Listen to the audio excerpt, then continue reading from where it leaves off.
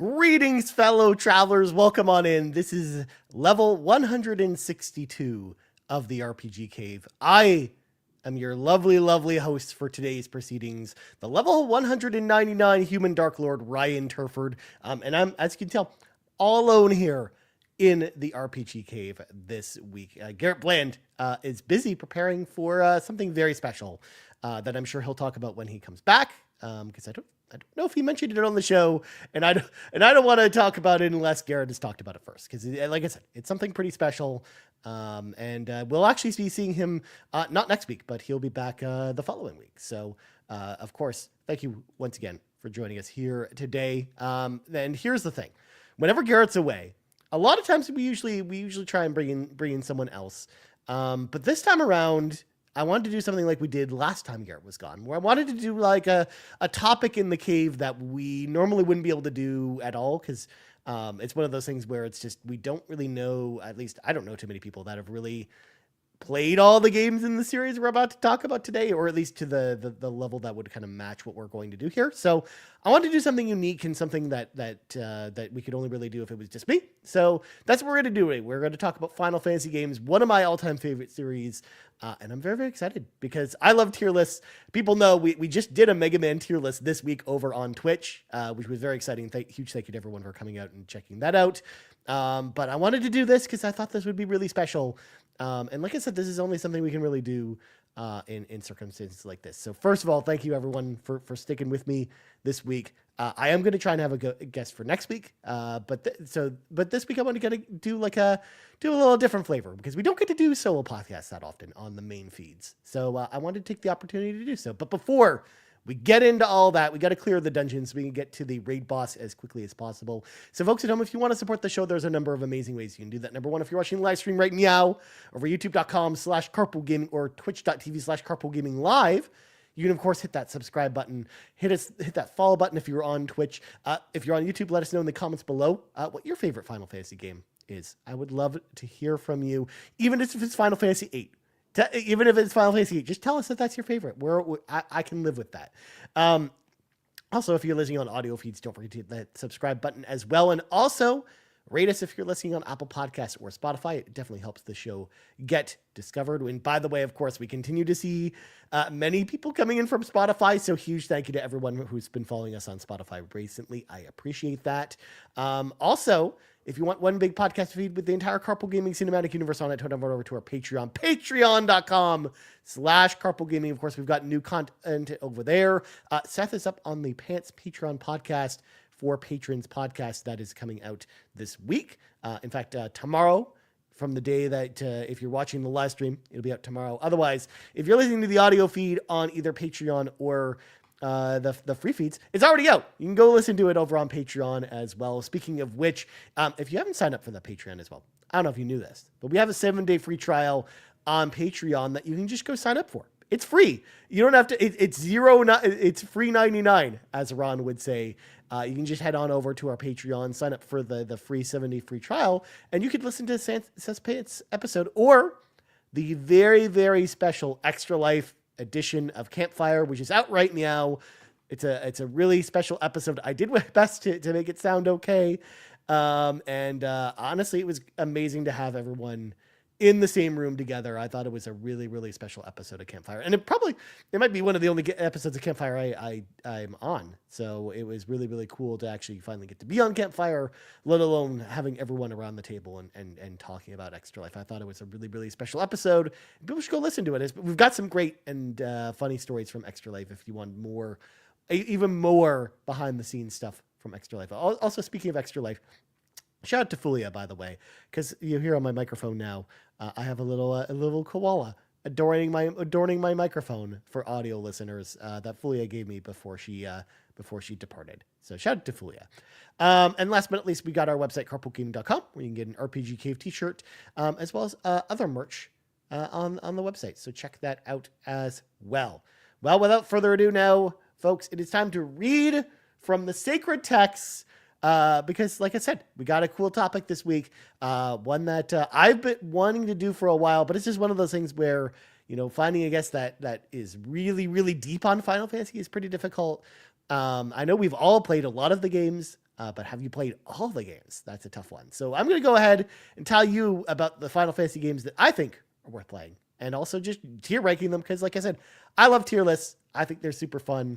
So that's what we're going to do today, folks. And then, of course, lots of Final Fantasy questions. The NPCs did not disappoint this week because we've got lots and lots of your questions here. So here we go. We've got the tier list here over on Tier Maker. Yes, we're going to have, ads on here the whole time. I'm sorry, folks. I tried, but Tier Maker, can't do it without ads, unfortunately. So we're going to go through the core Final Fantasy series, Final Fantasy 1 through 16. I also did include some of the anything that would be considered a sequel or a remake of certain games. And no, I'm not talking about Final Fantasy 8 Remastered. That's a remaster, not a remake of Final Fantasy 8. So I hear you, awesome, Dave. I can already see you typing away. No, we're not talking about Final Fantasy 8 Remastered today. We'll only talk about the base version. But again, anything that would be considered a sequel, or if it's an MMO, an expansion pack that I've played. Final Fantasy 11 has a ton of expansion packs, but I've played none of them. So, I mean, if I threw them on the list here, it would just be a bunch of stuff that would fill the do not play. So rather than doing all that, I just omitted them from the list. But everything else should be comprehensive. This, of course, includes remake and its sequel. We'll be talking about those. We'll also be talking about Final Fantasy X-2, the Final Fantasy 13 sequels, and, of course, I will be tier ranking all the Final Fantasy 14 expansions as well, because I've played all of them and I like them very much. So we're going to start with the OG, the original Final Fantasy, which, of course, gives me the opportunity, of course, to talk about my Final Fantasy origin story, how I got started with Final Fantasy, because I got started with Final Fantasy. Actually, hold on, let me do this here. That might no. Nope. Yeah, actually, I like this better. All right, for audio listeners, I was resizing our layout here. Anyways, so it's time for me to tell you, fine folks, about my Final Fantasy origin story. How did I get into Final Fantasy? Like, where did the Final Fantasy-ness start for me? And that actually starts with Final Fantasy on the NES, which is this really, really cool and interesting box art. It's got like this globe in the middle of the box art with like this like fantasy world in it, and they've got like a sword and an axe kind of like crossed over with it. I was always kind of like lured in by that box art. I always thought that was really, really cool. But at the time, I hadn't really played role-playing games and didn't really know what role-playing games are. I've talked about this multiple times on the show before about my overall RPG origin story, where it wasn't really until Shining Force 2 that I really got into role-playing games. But Final Fantasy, or the original, was actually the very first role-playing game I ever played. I just didn't know it yet, because at the time, I always talk about with that story, we at the time, because the internet didn't exist and we didn't really have a lot of resources to pull from other than word of mouth from other people, none of us really knew what role-playing games were. At least at the time, I didn't know what role-playing games were. I was a child at the time. I believe I'm just doing the quick math here. I was 7 years old when I first played Final Fantasy, the original. I was over at my cousin Andrew's house because he had a copy of it, because he had multiple NES games. And whenever we would go over there, we'd play video games, because of course we did. And Final Fantasy 1 was one that I played a lot. And basically I would just get to the first dungeon and fight the boss and beat him, and then we saw kind of the way it kind of works is that, then when you kind of leave after that first dungeon, it then kind of does like the title screen thing, which I think was always like a really interesting way of doing it. And it even has like credits off the top, which is cool too. So we almost were like, all right, is that the end of the game? And then it just keeps going. But we just didn't know, again, how role-playing games were supposed to work. So we would kind of like the way most of us digested games back then were, we thought we were supposed to just keep playing them over and over again. The concept even of saving our game was a new concept to us. Like, we didn't even really think about that at the time. Because I was too busy at the time, playing stuff like Mario Brothers 1 or, Castlevania and stuff like that, that don't have save game options. So I just assumed that wasn't even a thing. We didn't even know about save games at the time. So Final Fantasy, I really, really liked this game when I first played it. However, revisiting it in later years, it is an NES role-playing game. So of course, I want to evaluate these at least through the lens of 2024 a little bit, like how I feel about them now, and kind of having them be like a modern encapsulation of how I feel about these games. And Final Fantasy One, while it was like a landmark game for the time, it was a game that inspired so many other RPGs, and I think the landscape of RPGs wouldn't look like the way it does now if it wasn't for this game. Between this and Dragon Quest, like I feel like that these were the games that really kicked off the JRPG movement in a big way. And this is a historically important game, but does that make it a fun game to play now? Especially if I'm like recommending these games to someone who's new, because I don't think that that's a good idea. I think that Final Fantasy 1 is probably actually my favorite of the 3 NES Final Fantasy games. But if I look at it through the lens of today, it's just, it hasn't really aged that well. Playing it in the pixel remasters is actually a great way to play it. And I think that that's probably the way to go if you're going to play Final Fantasy for the first time, especially with the rewind mechanics as well, especially with some of the other things that allow you to skip some of the grinding section a little bit. Because again, this is just how NES games were kind of designed. And again, some of the stuff I'm speaking about here is going to apply to Final Fantasy 2 and 3 when we get to those as well. But Final Fantasy 1, I can't really go any lower than a B, and I think that's kind of where this one sits. Because I think if you play it in the pixel remaster, I do think you're going to have a good time with it.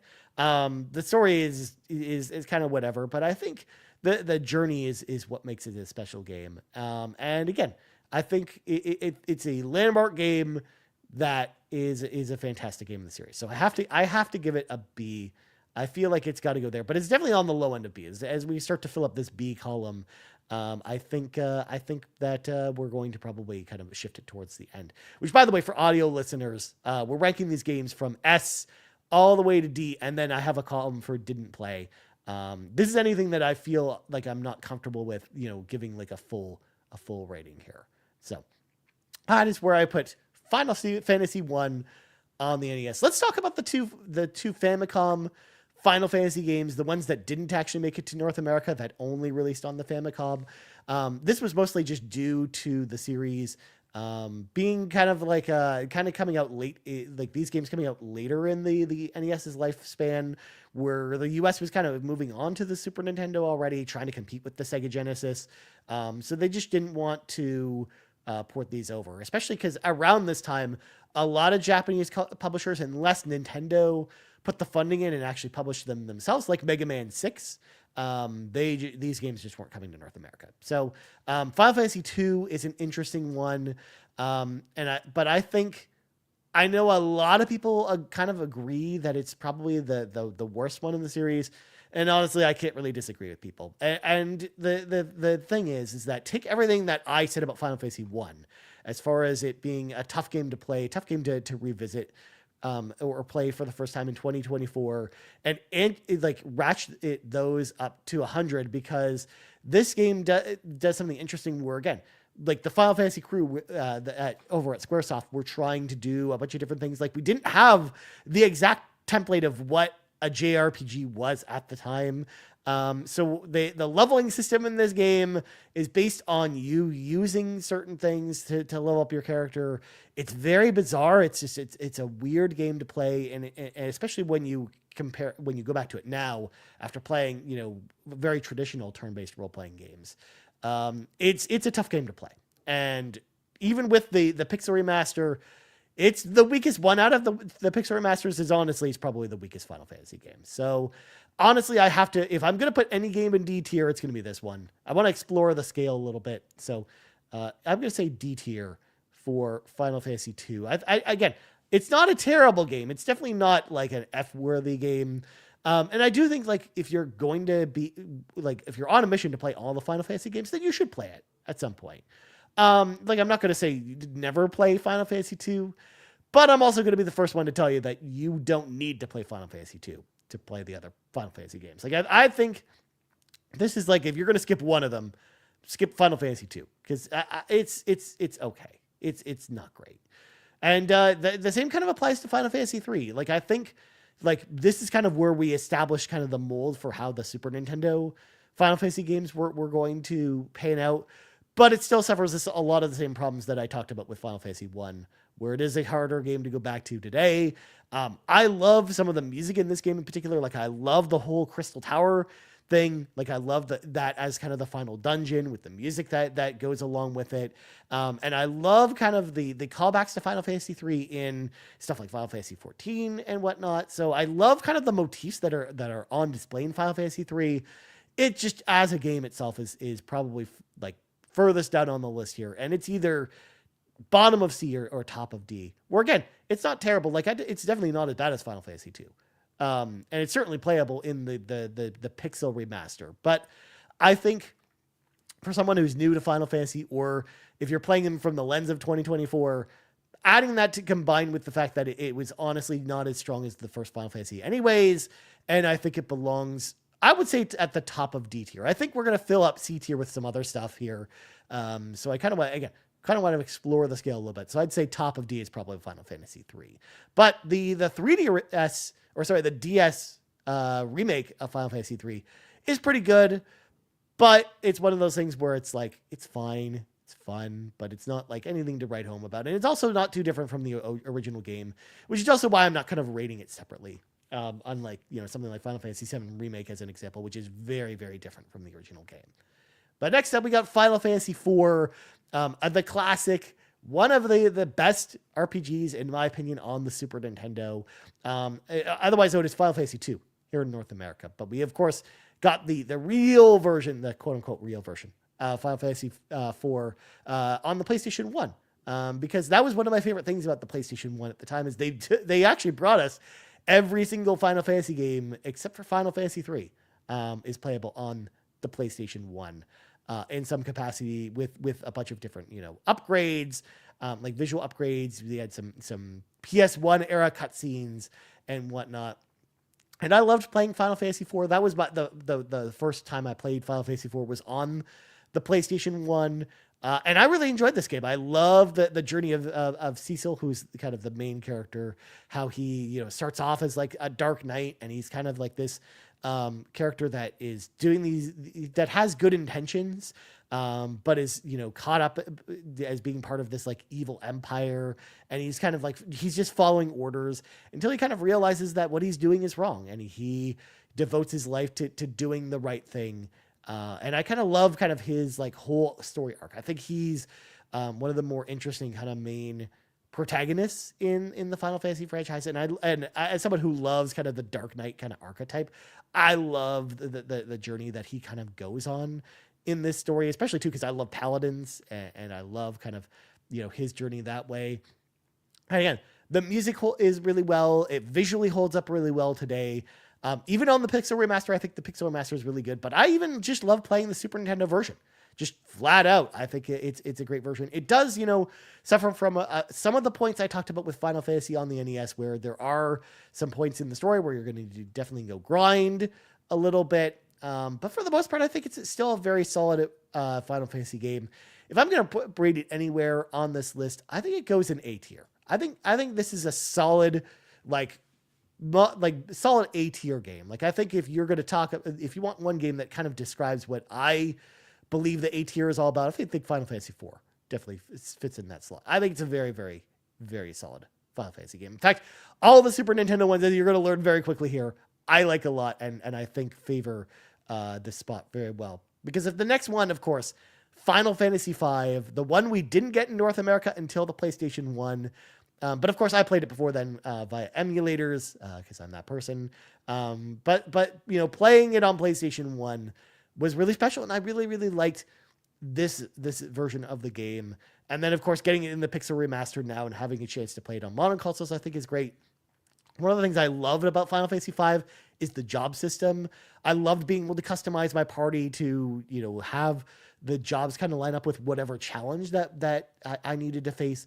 I love that whole aspect. In fact, the job system is honestly one of my favorite party mechanics in all the Final Fantasy series. It's one of the reasons why I love Final Fantasy 14 as an example, because it really leans into that job mechanic a lot. And I love the job mechanics in Final Fantasy V. And the story is pretty good as well. I love that the characters, the four main characters in Final Fantasy V, I think they're all awesome. And I love just where the story goes as well with this one. And I think that this one belongs in A tier along with 4, and I actually put it slightly above 4. I know a lot of people don't like Final Fantasy 5 as much as 4 or 6, but I actually like 5 more than 4. I think that Final Fantasy 5 is actually a game that is much better than people give it credit for. And I really, really like Final Fantasy 5 a lot. And again, like I felt really vindicated by that, by playing it in the Pixel remasters and just remembering how good this game really was. So Final Fantasy 5, gotta slot that in the A tier. I think that it's very, very solid. And again, it's much better than I think people give it credit for. But next up, of course, one of people's favorites Final Fantasy games of all time. And it's honestly one of mine too. It's Final Fantasy VI on the Super Nintendo, the final Super Nintendo Final Fantasy game. And this one is awesome. Of course, it lived up to every expectation that everyone kind of laid out for it before I decided to play it for the first time. Because this is a Final Fantasy game that I didn't play until much later. Because you have to remember, around the time that I was getting into role-playing games, I was mostly playing a lot of Sega console stuff, and I wasn't really playing a lot of Super Nintendo. Not only that too, but this cartridge was very expensive at the time because of the fact that cartridges cost more depending on the number of special chips that they had to put in them. And Final Fantasy VI, along with Chrono Trigger, were both very, very expensive at the time. So it was tough. It was a tougher ask to ask my mom and be like, "Hey, can we get this game?" Especially too because at the time, it was labeled as Final Fantasy 3, and again, the internet didn't exist at the time, so I didn't really know that you didn't have to play Final Fantasy 2 or 1, because again, we only had Final Fantasy 4 and Final Fantasy 1 at the time in North America to play this one. I assumed that, hey, maybe I need to play those other games before I have to play this one. So I was always hesitant to jump into this one as a kid. But man, oh man, when I finally played this game, again, playing it on the PlayStation 1, that's kind of going to be a common theme here. A lot of these games I played first on the PlayStation 1. I loved it. I fell in love with it. The characters are incredible. The story is great. I love Kefka. He's such an amazing villain. But I also like Terra a lot. She's kind of the main protagonist. Although, again, you've got a bunch of different protagonists in this one that you could kind of refer to as the main protagonist. But, most people refer to Terra as the main protagonist. And I really like her a lot. I loved her backstory and finding out more about her. And just her connection to the Espers themselves. I thought that was so cool. And again, just Kefka himself is a really amazing villain, especially with, where they go with the story as well. They do some really interesting things with this one. And of course, the battle system is top notch. It's one of the best playing JRPGs on the Super Nintendo. Again, it still suffers from the same problem that a lot of RPGs at the time have, where in order to find where you're going, you have to talk to everyone in town, and they kind of direct you where to go next. And there's also some points where you do require some grinding a little bit. But and if you're playing the Pixel remastered version of it, they give you a lot of great options, so you can skip past that stuff. So you can I can look past that a little bit more with this one. But honestly, it's one of the best Final Fantasy games ever. This is easily S tier. This is a classic example of what an S tier Final Fantasy game should look like.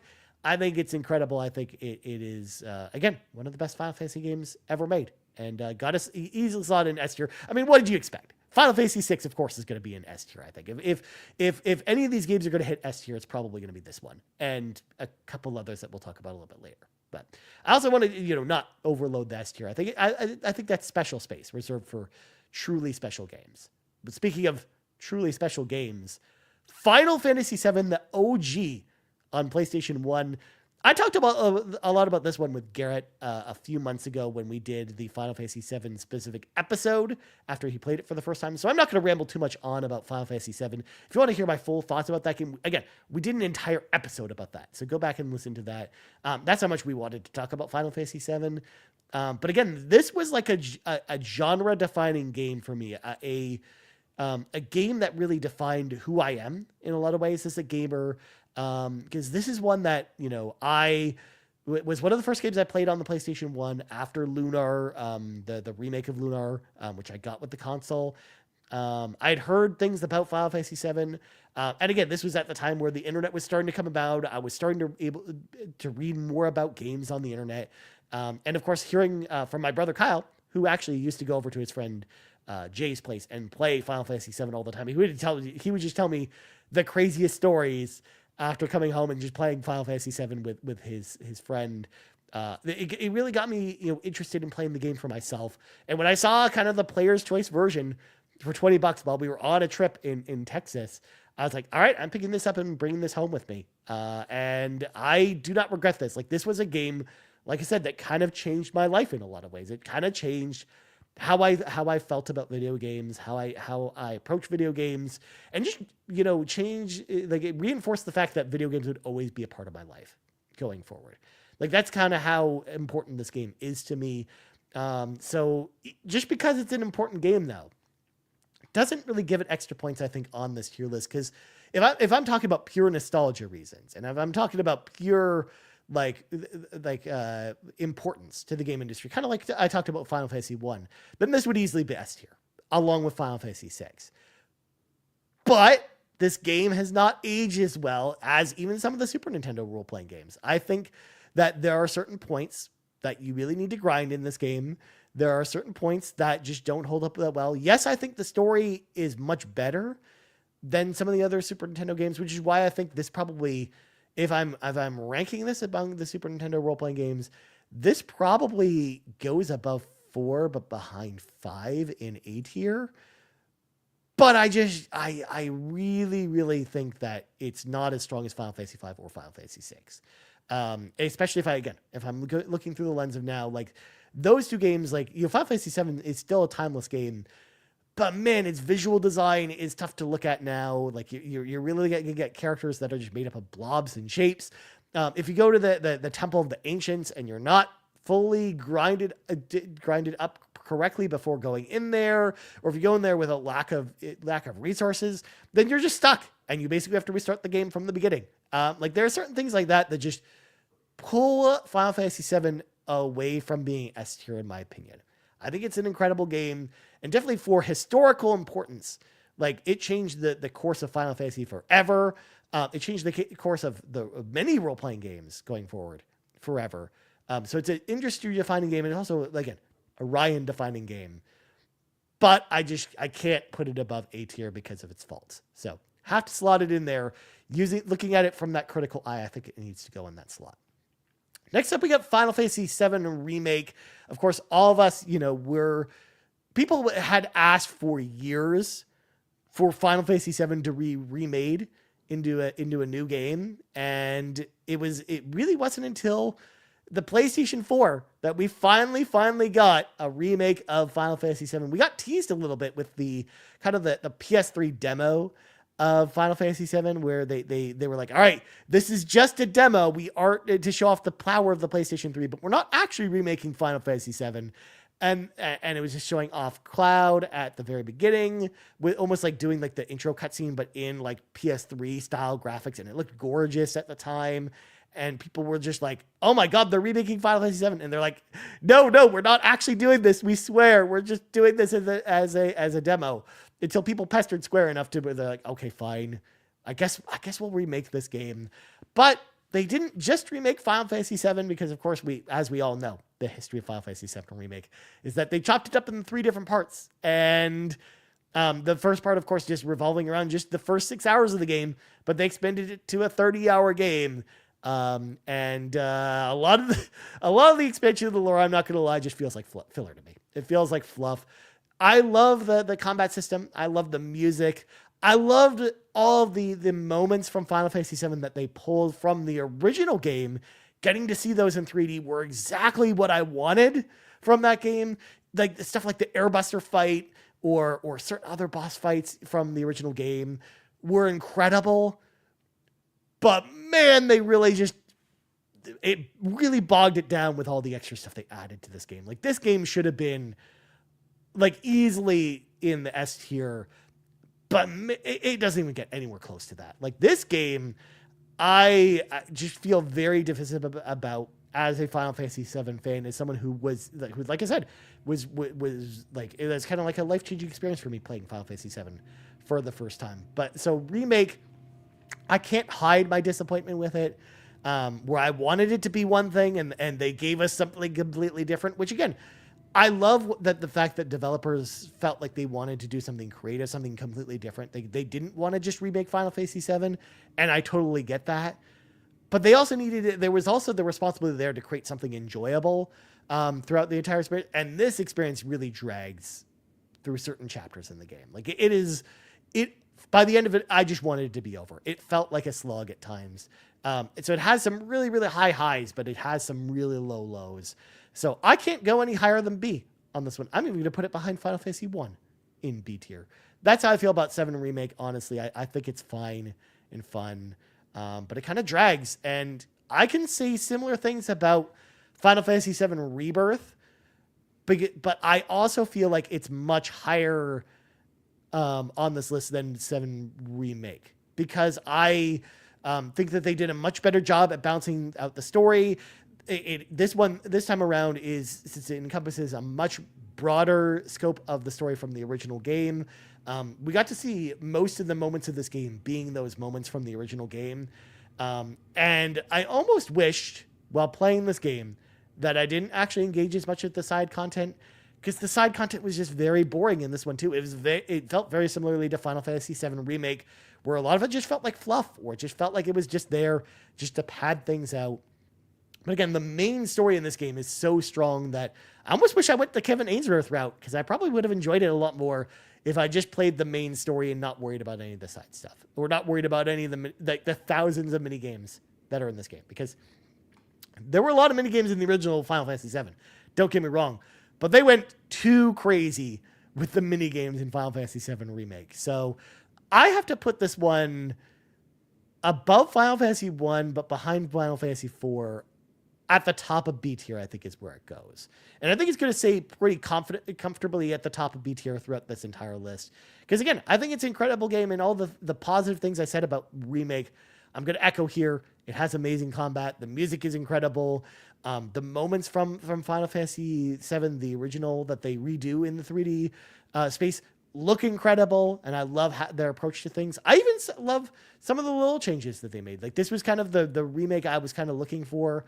But I still think there's a lot of things, through the power of hindsight and looking back on this game 8 months after completing it, I do feel like it's a very uneven experience still. And that's why it sits at the top of B tier for me. Very, very good game, very solid game, but it's definitely still held back by little things. Well, next up, we got Final Fantasy VIII, and I'm just going to throw this one straight in the trash. No, I'm kidding, Awesome Dave. I would never do that, of course. I would never do that to Awesome Dave. In fact, Final Fantasy VII is Final Fantasy VIII is life. Final Fantasy VIII is love. Writes in and says, "I can't wait to hear your ranking and reasoning on why you put Final Fantasy VIII as the number one game." Not quite, Awesome Dave. That is not going as the number one game, of course. People know how I feel about Final Fantasy VIII. I think it's fine. Something to write home about. I don't really like this game as much as other Final Fantasy games. I think it's fine. Like, we rented it a few times, and I just wasn't really into this one as much as the other ones. Like, I don't really love the overarching systems. Like, I don't love the paycheck system. I don't like the grab mechanic, like the having to, grab your spells from the enemies. Like, I just don't like the Guardian Force system. Like, a lot of that stuff, like, it feels like it's bogged down with a bunch of different systems that I just don't care about, that I could just do without. So that's more the reason why I don't like Final Fantasy VIII as much. And none of that too. The story and characters are fine, but like even the stuff in the past as well, like because there are parts where you go to the past and play as like these 3 other characters that aren't your party members, that I just did not grab me. Just did not really enjoy any of that stuff either, and I just felt like it created an experience that I just felt similar to what I talked about with Rebirth or Remake. This feels like a very uneven experience to me, where, I think it's got some good moments. It's got some great boss fights. It's got some incredible music, and the visual designs, like that intro cutscene still hits hard. Like I still love the opening cutscene for this game, and some of the other cutscenes as well, I think are great as well. But I can't go any higher than C on this one, Awesome Dave. I'm sorry. I can't. I really can't. Again, I feel like it's too uneven of an experience for me. Or again, I just feel like it's too bogged down. Like the systems that it has in place just get in its own way. I feel like that. That's just how I feel about Final Fantasy VIII. I feel like it's a really flawed game that with a lot of potential to be a great game, in my opinion.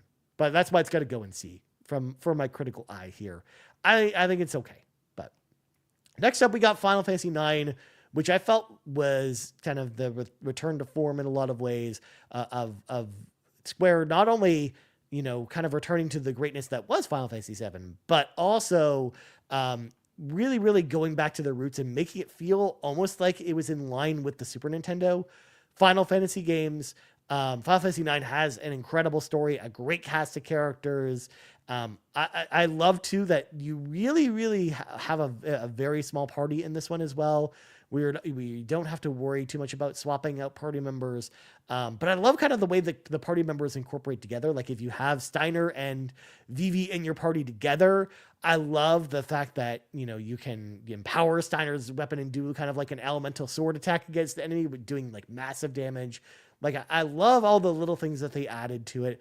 Again, they incorporated a lot of themes and motifs from the older Final Fantasy games as well, trying to make it, again, feel like it was in line with the Super Nintendo ones. Because again, Final Fantasy 8 and 7 really felt like departures from those old games because they were both kind of set in the future in these worlds like full of technology. And don't get me wrong, there was technology in the other ones, but they felt like more like steampunky kind of technology versus the technology that we had in Final Fantasy 7 and 8. And they really kind of started to drift away from, again, the original motifs that we had in the original Final Fantasy games. So I think that's why a lot of people love Final Fantasy 9, myself included. If you are a fan of the original ones, like it's a no-brainer. Like this one is easily A tier for me. I think it's sitting at the top of A tier currently, as the A tier currently stands above Final Fantasy 5. I think that's where Final Fantasy 9 has to go. So just slotting it in there, I think that it's a really, really solid game. Next up, we got Final Fantasy X, the first Final Fantasy on the PlayStation 2. And I know for a generation, this was a lot of people's first Final Fantasy game. This was the game that got them into the series. I know a lot of people really, really enjoy this game a lot. And I am not necessarily one of those people. Garret and I have talked about it on the show before. Again, this one kind of falls into the same camp as Final Fantasy VIII for me, where I feel like there's a lot of systems in play in this game that kind of get in this game's own way a little bit. But more than that too, I just really wasn't really drawn in by the setting. Sure, I like the kind of the tropical vibes that it had going on, but I didn't care about Blitzball, or I didn't care about Waka, or a lot of the other characters, or even really what was going on with Seymour. Like I think he just wasn't really an interesting villain to me. Like, there's just a lot of about Final Fantasy X that I don't really like. Although, I've talked about this before with both Final Fantasy VIII and Final Fantasy X.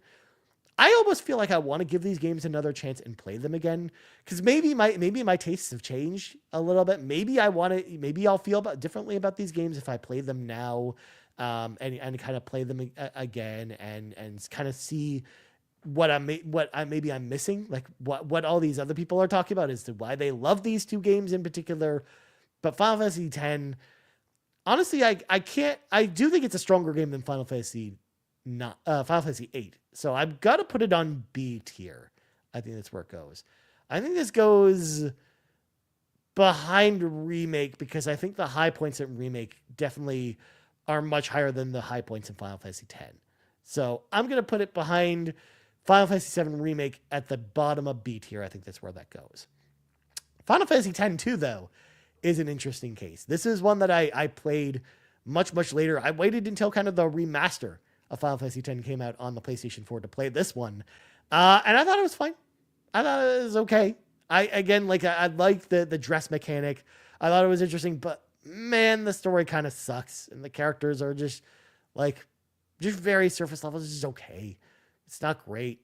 And I already wasn't wild about Final Fantasy X to begin with. So playing through a Final Fantasy X sequel, it's just fine, I guess. I'm going to put it behind Final Fantasy VIII in the C tier. I think that's where it goes. I think it's fine, I guess. But not great. It's fine, I guess. But yeah, I don't know. I the dress mechanic was interesting. It kind of felt like the job system coming back from Final Fantasy V.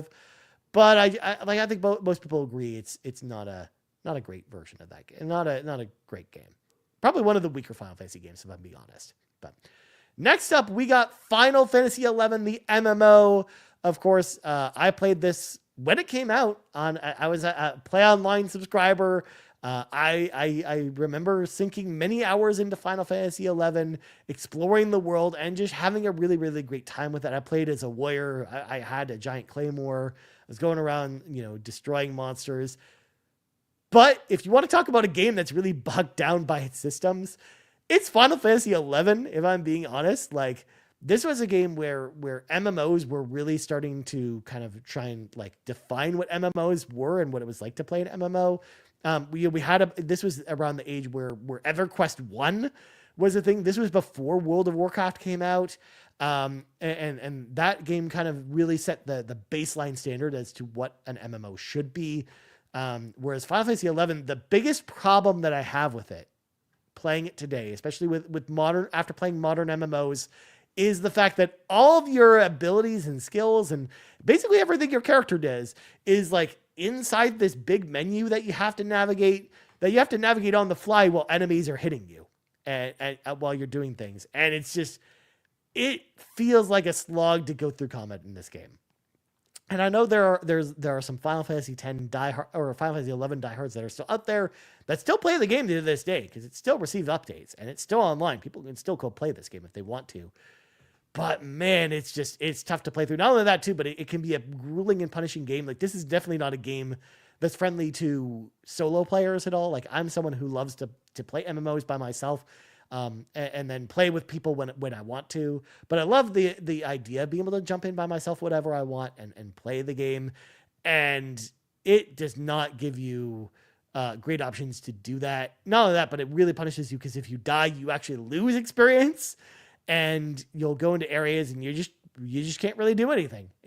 And you'll get mercilessly crushed down and you'll die and you'll lose a bunch of XP. You'll even lose levels sometimes on your characters. And that can be a tough pill to swallow. So Final Fantasy XI, well, I think it was a good game for the era it came out in. If you play it now, it is tough to get into.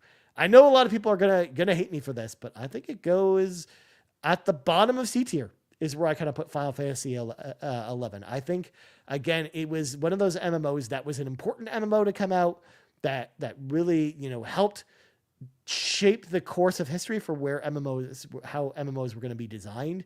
And I know a lot of people love it now, but I am definitely not one of them. I think looking through the lens of 2024, this is a tough game to get into and play. So I'm going to say Final Fantasy XI at the bottom of C tier is kind of where I put this one, even behind Final Fantasy X too, because I just think it's much easier to get into those games than this one. But next up, we got Final Fantasy XII, the final Final Fantasy game on the PlayStation 2. And I like this game a lot. This game kind of plays like an MMO and like an offline MMO, which I really enjoyed as someone who was really liking MMOs at the time. But it also kind of suffers from the same problem that Final Fantasy XI does, where a lot of its commands and stuff are buried in this menu. It almost feels like whenever you enter combat, you're kind of playing menus the game in a lot of ways. That's kind of how I feel about it. It kind of reminds me of Xenoblade in a lot of ways, but with even more menuing. That's something like Xenoblade, which I know people love with Xenoblade, is the menuing in Xenoblade Chronicles. So, I think that this game is definitely not one that I would be one that I would just wholeheartedly really recommend. But the story is great. Characters are great. But the combat is just, a little bit rough. I do think the updated version, the remaster, I think they cleaned some of that stuff up. So it's a little bit easier to play. But I think that this is a tough one because I think there's a lot of great things about it. I definitely like it more than Final Fantasy X for sure. And it's definitely a lot more of an even experience than Final Fantasy VII Remake is. And it definitely doesn't suffer from the qualms of an NES Final Fantasy game with Final Fantasy 1. So I'm going to put it behind Rebirth. I feel like that's a good spot for it. Behind Rebirth, near the top of B tier is probably where I put Final Fantasy 12. I think it's a good game. But next up is a game that at the time was a very contentious release. One that people just had very mixed feelings about, or we're just had a lot of feelings of disappointment because it really was different from a lot of role-playing games at the time because it was very linear for the first couple hours of it. Of course, the game being Final Fantasy 13 on the PlayStation 3 and Xbox 360. And of course, it's interesting to note that even though this was the first time that we had a mainline Final Fantasy game on the Xbox consoles, and I mean, we had the port of Final Fantasy 11 come before it, but I'm talking about like a day and date launch of a Final Fantasy game. This game was not fun to play on 360 when it first came out because the cutscenes were very low quality. It was on multiple discs because this was a game that basically really to leverage the technology of the PlayStation 3 and the Blu-ray technology in particular to bring it to new heights, to bring like really like next gen quality visuals to the experience. Because the cutscenes, for example, on the PlayStation 3 version look incredible. Like this is actually like a very pretty game on the PlayStation 3. This was one that set the bar for a lot of games visually at the time. But a lot of people weren't really, loving the fact that you run down corridors for the first like 15 hours of the game, or at least what felt like running down corridors. Because again, you're going to a lot of interesting places. You're just running in a straight line for most of that time. But when you compare it in the lens of 2024 and you compare it to modern game design, like that's not such an uncommon thing, is to have a game that feels that way, where you are kind of brought on a linear path where you're not doing as much exploring, and then the game kind of opens up once you reach a certain part of the story. Like I just played Dragon Age: The Veilguard that literally did the exact same thing. So I mean, I think that a lot of modern role-playing games do this type of thing where they don't give you all the keys to the kingdom right away. And people just weren't used to it at the time. Like they were looking for a Final Fantasy game that was like Final Fantasy 7. But even then, a game like Final Fantasy 7, when you go back and play that game, that does basically the same thing, where for the first 5 or 6 hour of that game, you're in Midgar, and most of that experience you can explore a little bit, but for the most part, you're kind of running in a straight line, going from one place to another, like as the story kind of dictates. Like it's a very linear game to start with until you escape, like leave Midgar, and then the game finally opens up. And a lot of people just, I guess, seem to forget this when Final Fantasy 13 came out. But I also know a lot of people don't really love the characters in this game, and I think like there's characters that I like in this game, but there are characters I just could do without. Like I don't care about Hope. I just don't. Like I think he's fine. Vanille's fine as well. Zaz is fine too, but I like Lightning a lot. I think she's a really cool character. And she's one that they Square tried to make it like be like the next Cloud in a lot of ways, but I liked that she had a lot more personality than someone like Cloud has. Like I felt her motivations were genuine. I liked the fact that she was, out there for her sister, really trying to free her from this curse that's kind of befallen her. And I liked her whole story arc. I thought Lightning is a much better character than people give her credit for. But not only that too, but I think if you play this game now through the lens of 2024, I think it's a lot better of a game than people give it credit for. And I definitely think that this belongs, this is tough because I'm going to stick to my convictions. I think it belongs at the bottom of A tier. It's kind of where I put it. I put it behind Final Fantasy 4, the bottom of A tier.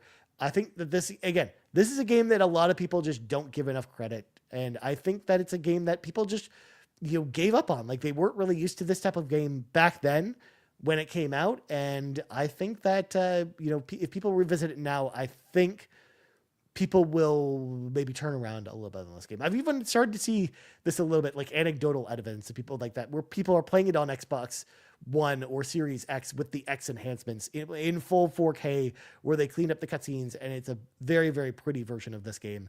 And people are starting to come around a little bit on this game. So I definitely think that it belongs here. Just like I believe its sequel, Final Fantasy 13 2, is an even stronger game than Final Fantasy 13. And I think that it was an interesting shift to play as Sarah and a new compatriot this time around. And I think that this is overall, like this improved everything that Final Fantasy 13 was trying to do in almost every single way. Gave you the exploratory freedom much sooner than the original game. It gave you a lot of new, abilities. It really tweaked the combat system from 13, which I already thought was a really solid, turn-based role-playing system in the first place, and really, really wrapped things up in that regard. I think the story was good. Like, overall, I think 13.2 is a great game, and one that easily belongs in the A tier, just ahead of Final Fantasy 13. I think it's the best of the three Final Fantasy 13 games. Well, next up, we got the final game in Lightning Saga, Lightning Returns Final Fantasy 13, which was a very, very different game. It was still a turn-based role-playing game where you played as Lightning, but you only played as Lightning. You didn't have any other party members, and it was really just Lightning going around this world that where time has just basically stopped. It's basically frozen in place. And she's just going around trying to act as the savior and trying to save the world from impending doom. Because there's like a countdown clock, almost like Majora's Mask, where you have to save the world by a certain date or else the world explodes.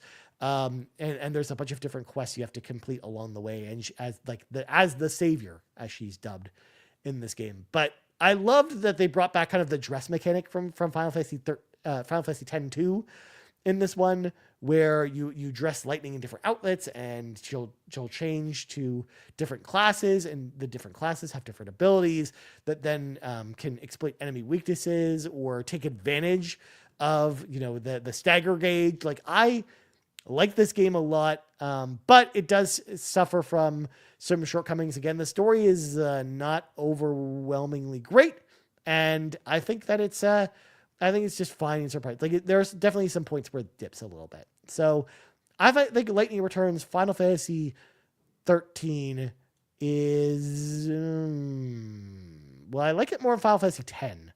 So I'm gonna put it at the bottom of B tier, just above Final Fantasy 10. I think that's a good spot for it. I think Lightning Returns, I think that's a good spot for that game. I think it's a good game, but not a great game.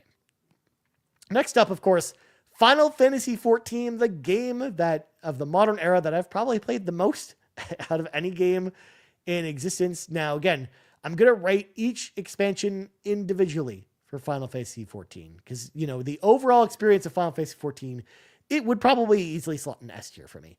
But I wanted to, prolong this episode a little bit, kind of, I wanted to dive deep into each one of these expansions, because each one feels like its own game in a lot of ways. And where it's kind of adding on to the core experience from Final Fantasy XIV, but it has each one has its own story, its complete story arc from beginning to end, with its own villains and whatnot, while also kind of building on the overall narrative.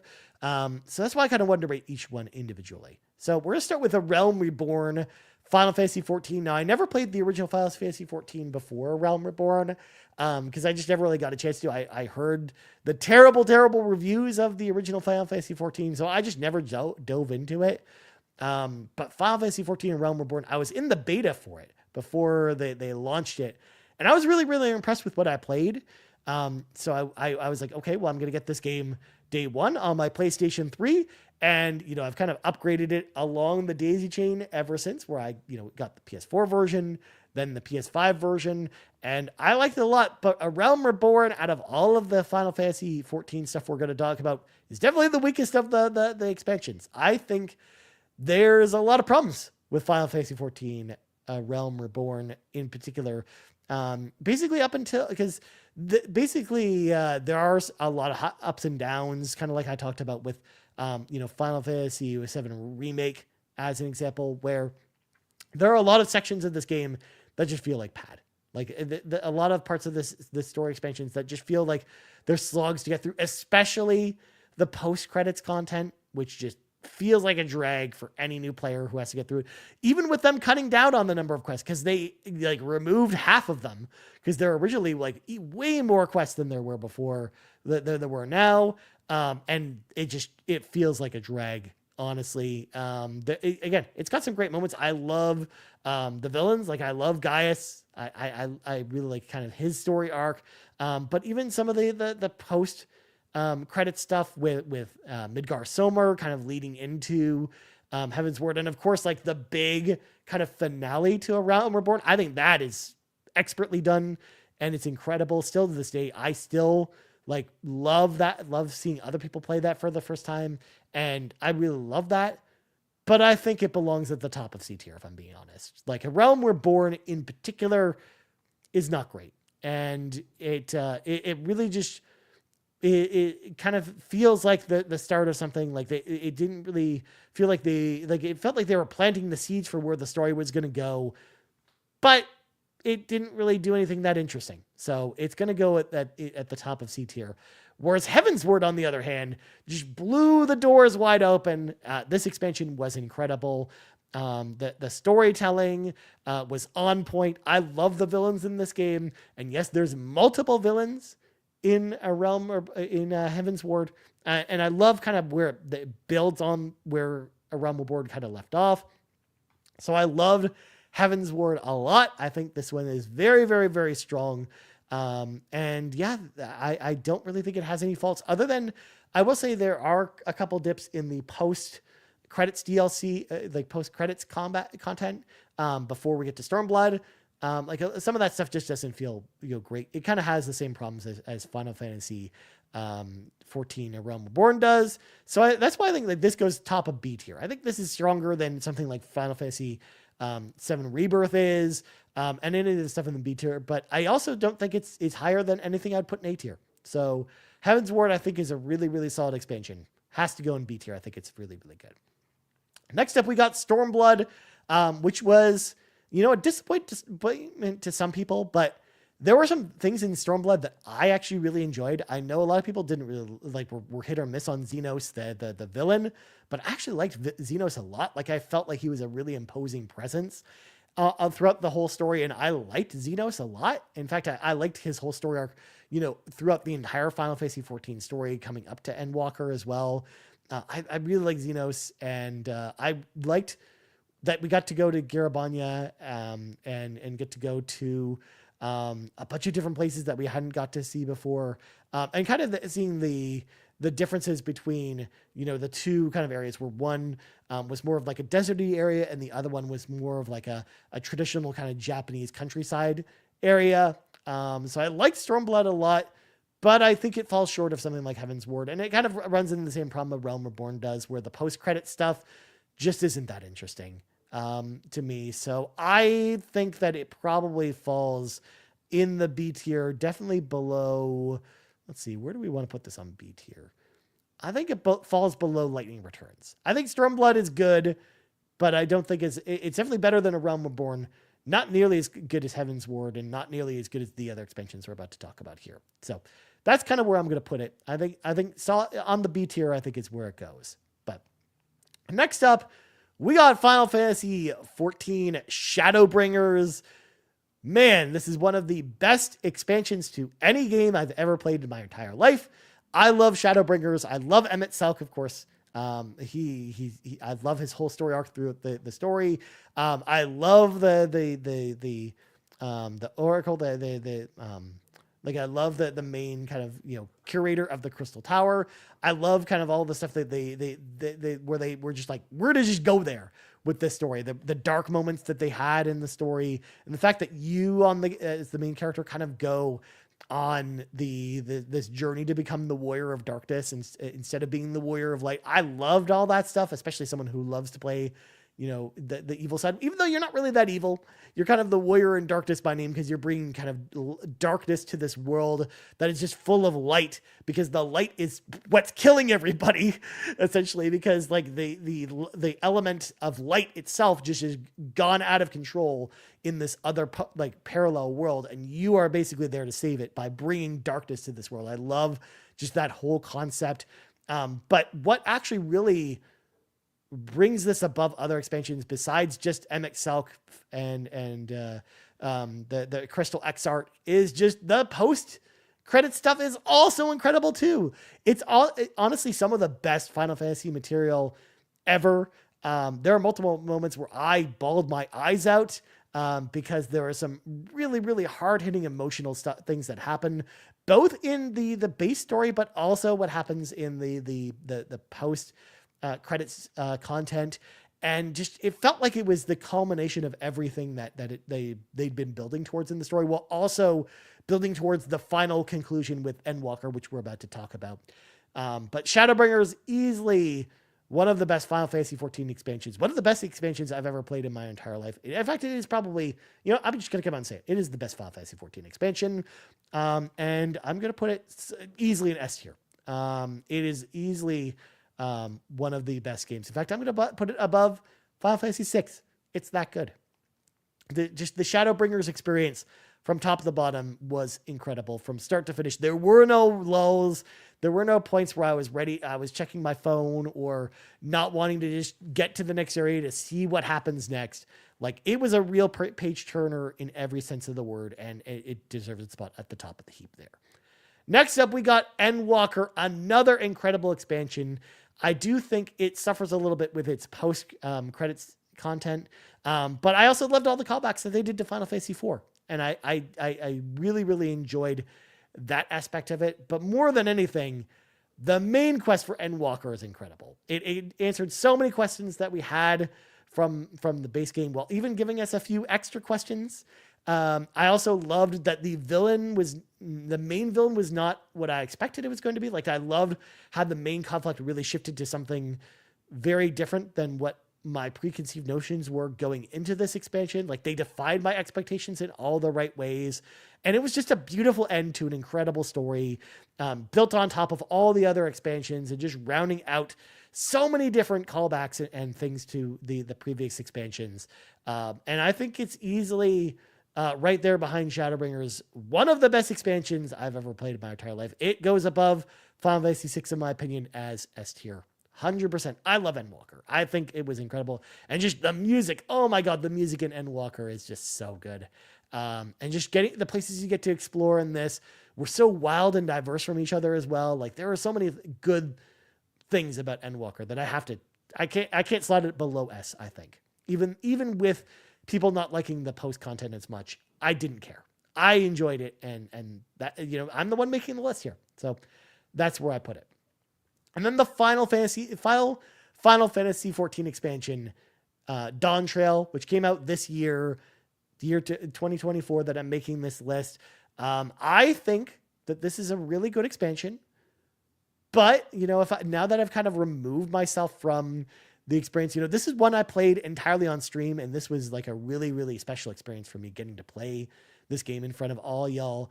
Like, I really, really enjoyed Final Fantasy XIV Dawn Trail in the moment, but when I look back on Dawn Trail, I do think that it does have a lot of the inconsistencies that I talked about with, A Realm Reborn or Stormblood, and it definitely keeps it, from the greatness of that. Even something like Heaven's Ward brought. Like, I think it's definitely a weaker expansion than Heaven's Ward, but I do think it's a more solid experience than, say, Final Fantasy on the NES. So I think that's where I think it goes. Kind of in the middle of B tier is kind of where I would slot Final Fantasy XIV Dawn Trail. Because again, we haven't seen the full story yet of Dawn Trail. Maybe the post-credits content can really wow us. But at least with what we've got now, with just the base expansion, and then, of course, at the time I'm recording this, we just got the first patch of post-credit content that I just haven't had a chance to get through yet. So I'm excited to see where the story goes with Dawn Trail, because I think they laid a lot of interesting seeds for where the story is going to go in the future. But it feels like the starting of a brand new adventure. And I just think that is going to lead to a weaker point. Although, again, I love the main villain in Final Fantasy in Dawn Trail. I think they are incredible. I love just kind of the whole story arc after the middle of the story. I love where that goes. And even I really liked them trying something different by the main emphasis of the story for the first 3 or 4 levels of the experience being more about you exploring, you learning the cultures of these new people that you're interacting with. And I really like that aspect. Like, I liked that they tried something different with the story. I just don't think that it warrants the replayability in such a way that maybe something like a Shadowbringers or an Endwalker kind of does, where I've replayed those multiple times and really, really enjoyed them. Whereas I'm imagining myself going through the Dawn Trail experience again, and I'm just like, okay, here we go again, I guess. So that's kind of why I kind of put it in the middle B tier. I think that's a good spot for it. Well, moving on, we got Final Fantasy 15, aka the boy band Final Fantasy game. And this one is just all over the place for me. Like everything I said about Final Fantasy 8 and 10 kind of applies to this one, where I really feel like its own systems get into place. But even so, like it's action RPG combat, because this was the first Final Fantasy game where they really tried to lean into the action RPG space, just is inferior in every single way to the action combat experience in Final Fantasy VII Remake. Not only that, but you've got like stealth missions and stuff in this game. And don't get me wrong, your boy Ryan loves stealth. I've talked about it on many shows. I love stealth in video games, but the stealth in this game sucks. And it's so frustrating. And there are certain chapters in this game that just feel like slogs, just to get through, that feel unfun to me. So I think that this one, honestly, is one of the weakest Final Fantasy games, period. Let alone the modern Final Fantasy games. Yes, I know that this game has its fans, kind of like 10 and 8 does, but I think that 10 and 8 blow this game out of the water. Like I'm hovering around the D tier, and I don't think it's that bad. I think it goes above Final Fantasy 11 because at least it's playable.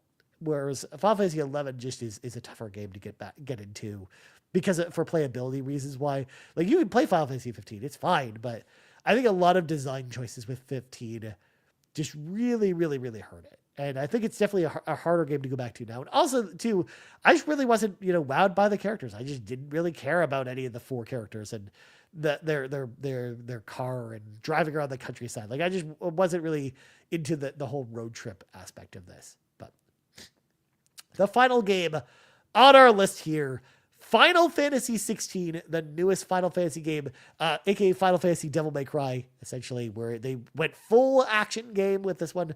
I mean, we've had the discussions on this podcast as to whether or not this even qualifies as a role-playing game at this point, but we're talking about it on the show because it is a Final Fantasy game.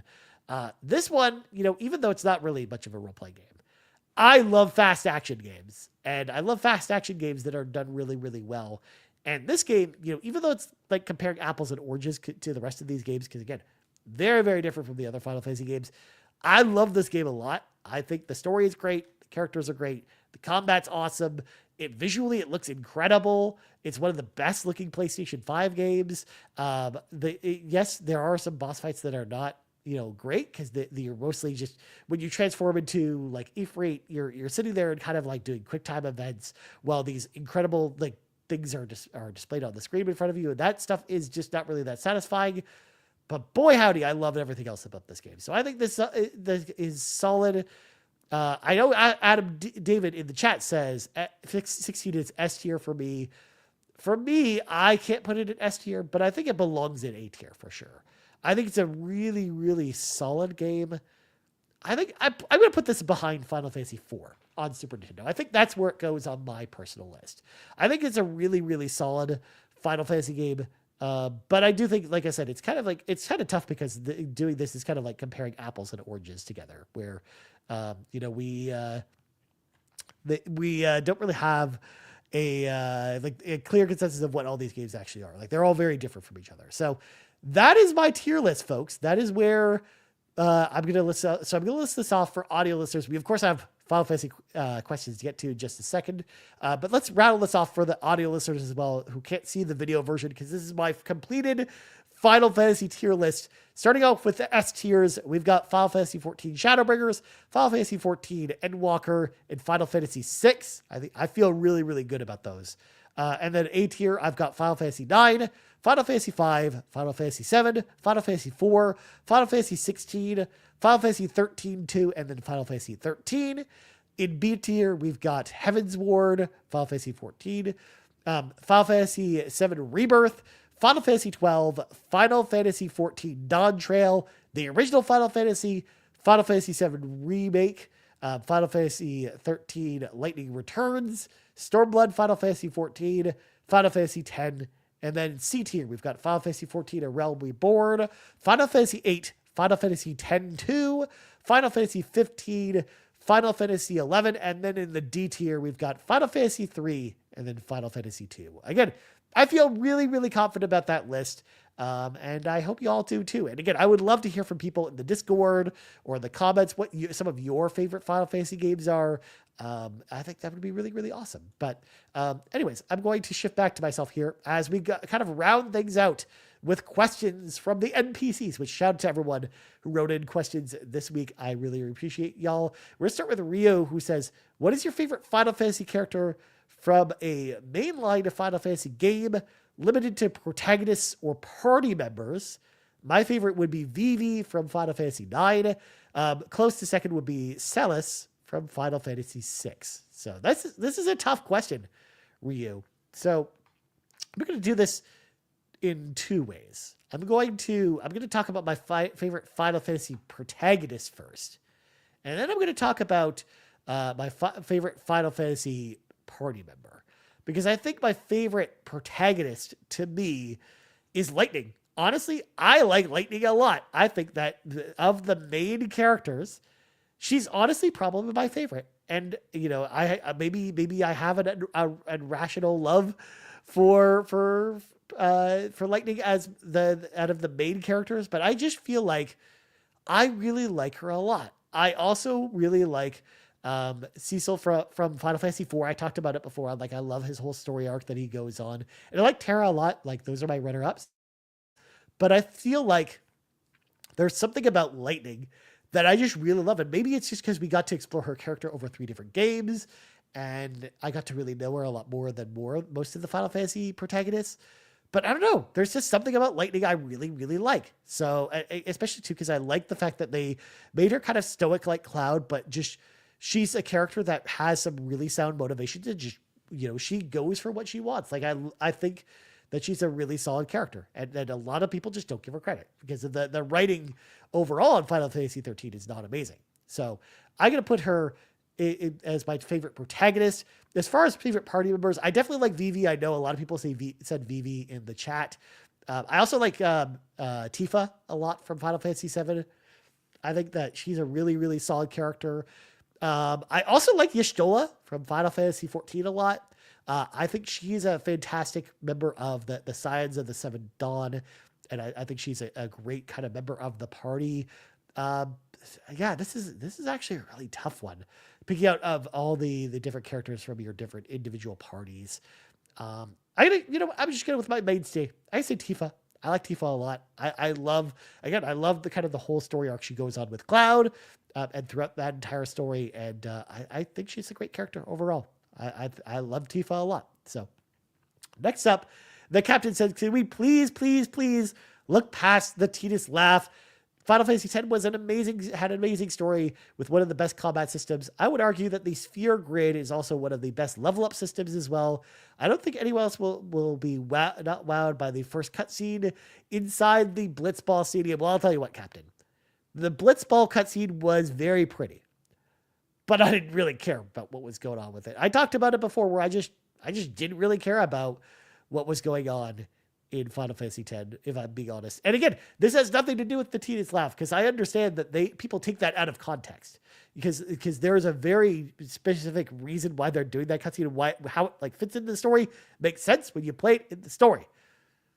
But just, I wasn't wowed by it, and it just wasn't for me. So that's just why, I understand why people like that game. I just, want people to understand why I personally didn't like it. I think it's fine. Like I said, I rated it in the B tier, so I do feel like it's a solid game mechanically. It just wasn't really it didn't really wow me or anyway. If I was thinking about Final Fantasy games I want to go back and play, this is definitely near the bottom of the list. Although, again, I talked about it before. I do kind of want to play this in Final Fantasy VIII again, kind of to see maybe what the fuss is all about, and maybe see if maybe my tastes have changed. Maybe it was me back then that wasn't really into them, but maybe me now as someone with a more refined palate. Maybe I would be more into those games now. So Yeah, I love your comment though, the captain. Just because we don't necessarily agree on this doesn't mean that's a bad thing. I really actually value your opinion, Captain, coming in here and talking about why you actually like this game that you know that both Garret and I just really love. Next up, we got Nagachaka, who says, as someone who's only played the one full experience, Final Fantasy VII, the OG, Final Fantasy VII Remake, and Rebirth, what is the next Final Fantasy game that I should play?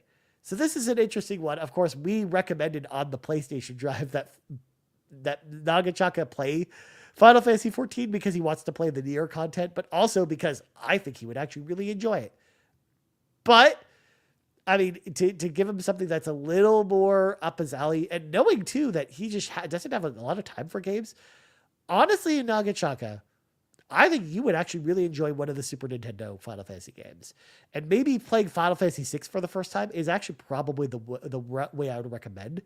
Since you've never played Final Fantasy VI, like, I think that you would really enjoy it, Matt. I think it's a really, really solid turn-based role-playing game. If you play the Pixel Remaster version, it has a bunch of things too where you can kind of speed through the game if you want to.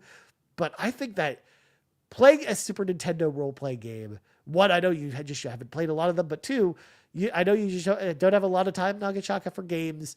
And I do think it's definitely because it's on the shorter end of things, and because it's just a really epic experience that I think everyone, like, it's a role-playing game that I think every role-playing fan should experience at least once. And I think, Matt, you're selling yourself short by not playing Final Fantasy 16, by playing Final Fantasy 6. Sorry, I was just queued up because, of course, my dyslexia. I read Adam Davis' suggestion in chat, who said Final Fantasy 16. That's a good one too. I think Matt should also play Final Fantasy 16 at some point too. But my recommendation is Final Fantasy 6. I've got to throw it out there. I think it's one of those quintessential role-playing games that I feel like every person who wants to experience the greatness of the RPG genre should play at least once. So that is my answer.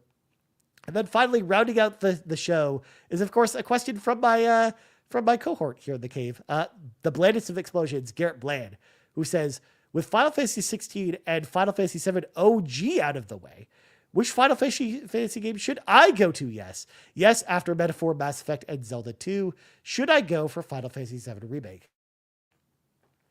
So this is tough, Garret, because honestly, I think, knowing how much you like Super Nintendo role-playing games and the fact that you also haven't played Final Fantasy 6, I think you should play that too. Honestly, my suggestion for you is the same as Nagachaka's. And because I think as knowing how much you love Chrono Trigger, Garret, I think that you would actually really enjoy Final Fantasy 6. So that is one that I'm going to recommend to you, Garret Bland, is Final Fantasy 6. I think it's an incredible game. It's one of the best Super Nintendo games, and I think you would like it very much. But that's going to do it for this solo episode of the RPG Cave.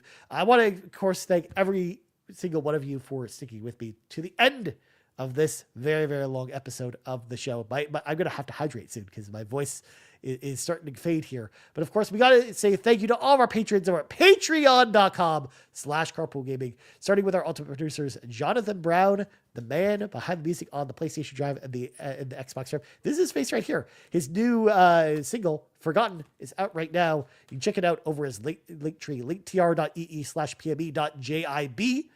Cwagmire, who reminds you that the best babes are Xenobabes, and TechMike, who says whether you're Kevesi or Agnian, you're a Xenobabe at heart. Links to all of our ultimate producers can always be found in the description of our podcast.